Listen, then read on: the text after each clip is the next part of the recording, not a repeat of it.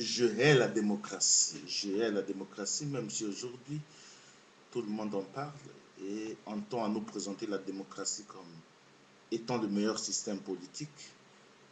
Mais mon point de vue personnel est que je ne pose pas cette façon de présenter, de voir les choses à 100%. Parce que déjà, à sa jeunesse comme dans son développement, la démocratie est entachée de sang. La démocratie a des mains sales. Et les crimes de la démocratie ne se comptent pas. C'est la démocratie athénienne qui a condamné Socrate.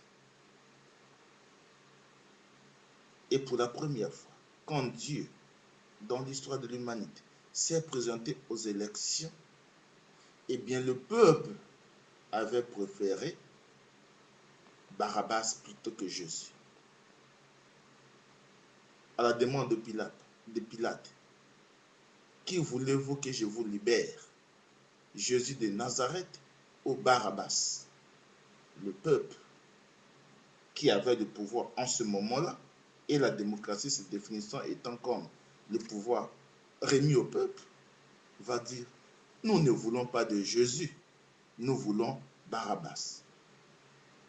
Et donc, la démocratie dans son histoire a déjà commis un crime à la fois contre la raison, c'est-à-dire un crime intellectuel, la mort de Socrate, mais pas seulement, mais aussi un crime contre le cœur, un crime religieux contre Jésus de Nazareth.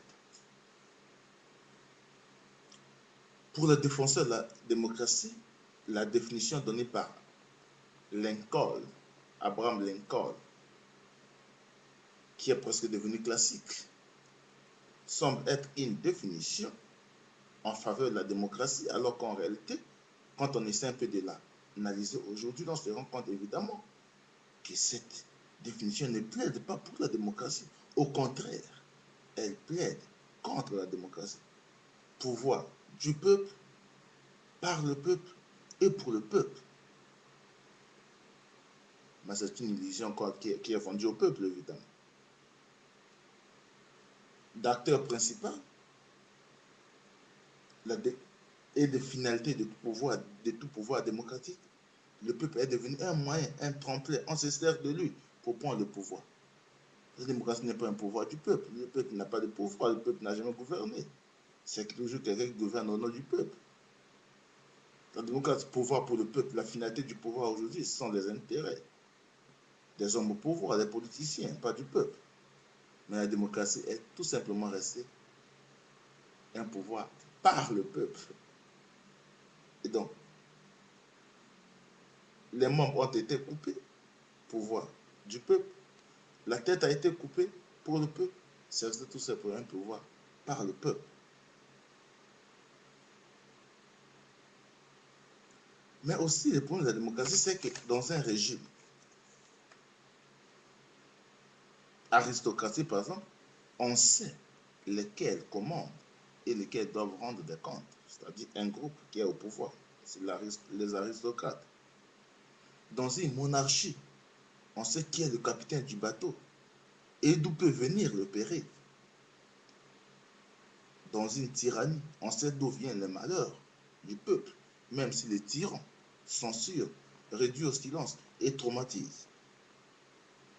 Mais dans une démocratie, au contraire, avec l'excuse du peuple ou du peuple, on peut trouver un peu de tout.